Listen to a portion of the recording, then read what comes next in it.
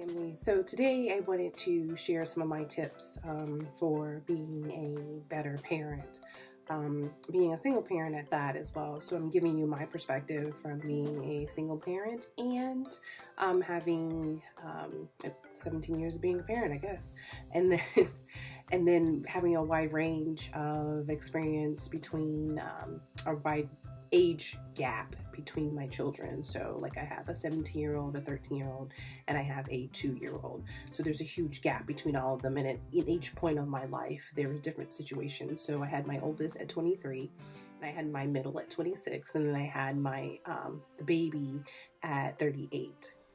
So as you can see, it's huge. It's just a key difference between what different parts of life and things like that. So I wanted to share my tips that I have for you on how to be the best parent that you can be. So I have 5 ways that you can be a better parent.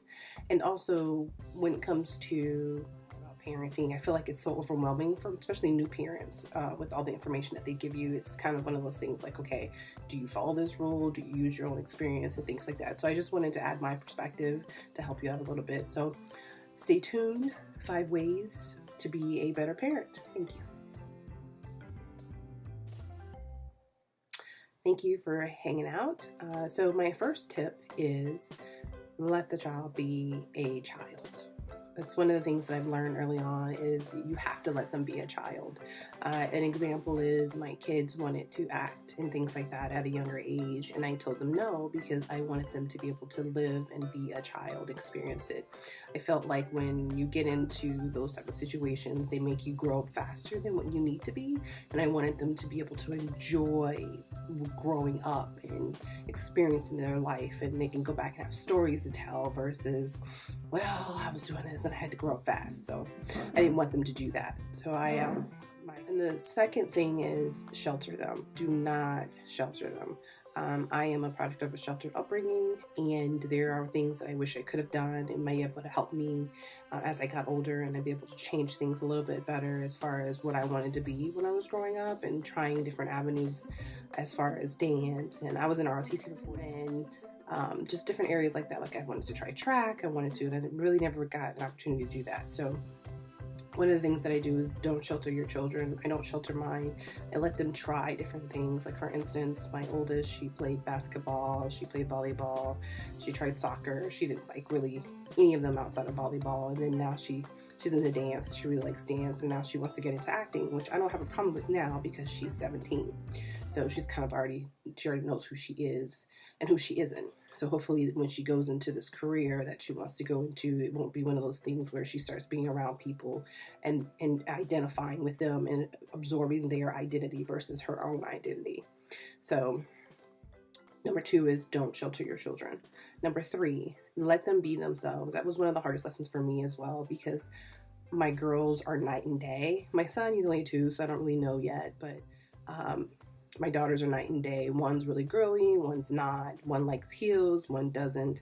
So it's kind of one of those things that I had to learn that, one likes pink, one doesn't, and then let them be who they are as far as their own style of dress, who they hang out with. They're just that type of thing, because I feel like when you have children, you program them to what you want them to be or how you were raised and things like that. So it's not necessarily a good thing. It doesn't allow them to identify with who they are as their core being, because we're throwing stuff at them that we're throwing ideals at them and concepts of who we think they should be instead of who they are. So let them be themselves. And then the 4th thing is don't take anything personal. One of the things that I've learned as far as my children and them communicating with me, sometimes they do, sometimes they don't. It depends on the situation. I've learned to not take it personally. Eventually, if they want to talk to me, they'll talk to me. If not, they won't. There's situations that I'm very fortunate that my children do communicate with me, so it's not one of those things where I have to constantly just kind of force things out of them, but they do talk to me when they need to talk to me about something, and there's some stuff they just don't. That's just part of being a teenager. We've all been there, and there's some stuff we just don't want to talk to our parents about. We'd rather talk to our friends instead of talking to our parents, because the whole adage that they won't understand, although we were teenagers once, right? So, and then my last thing is 5, just forget everything that I just said, because literally every child is different. Every child needs a different type of nourishment when it comes to how you raise them. And if we allow them to be themselves, they'll eventually show you what they need from a support system from their parents. I know that we're so hell-bent on telling them what to do and how to do it, and they can't even pee right, that kind of thing. And I think that as a society, we've kind of messed up our children in that sense, is because we don't allow them to be their individual selves. We're so structured on, we don't want them to be bad, so we tell them, oh, no, don't go do that, or we want them to really be good. But then some kids just, they don't identify with what we determine good, because that's just not who they are as they're being, like we want them to be an athlete, or we want them to dance, or we want them to, be an actor or actress or something like that. And that's not who they are. Maybe they want to be an artist. Maybe they're just really, really creative in their sense. Maybe they want to play the piano. Maybe they want to play the cello, and they don't know those things until you allow them to experience it. So my tips to you as a parent, or even as a new parent, those are the best things that I've learned throughout raising my children, and as I've grown progressively throughout my adulthood. It's helped me understand, because it never was me telling them what they should do. It was always, what can I do to make this situation better? And I've always been fortunate to have other women around me that have raised children or that were single parents. And I was like, so, hey, what did you do in this situation? And one of the best tips that I ever had, so I'm going to share that, so I guess it's 6. One of the best tips that I've ever received was, don't overreact.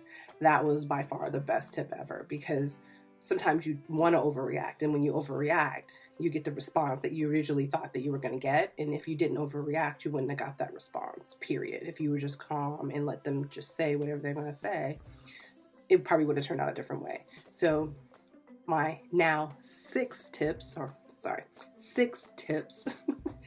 I'm sharing with you on how to be a better parent.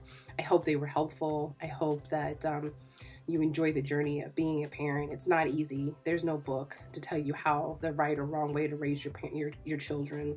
It's just all about the child's preference. And as they start getting older, they start to become who they are, and the foundation that you set is what helps them be secure in who they are as a person, and as when they